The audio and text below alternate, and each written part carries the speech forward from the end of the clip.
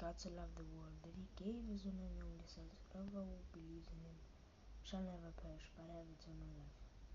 That is just the pure gospel, which is found in the book of John, chapter 3, verse 16.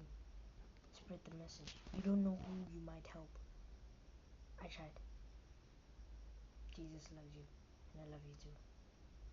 I hope that this message touched your heart, and that as he bore the sins of the world, while we're still sinners, not while we're perfect, no, God loved us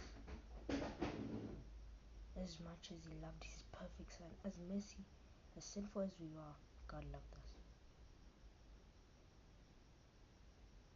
That's just the gospel. Again, I hope that you might share it to a friend that you want or you know that they need to see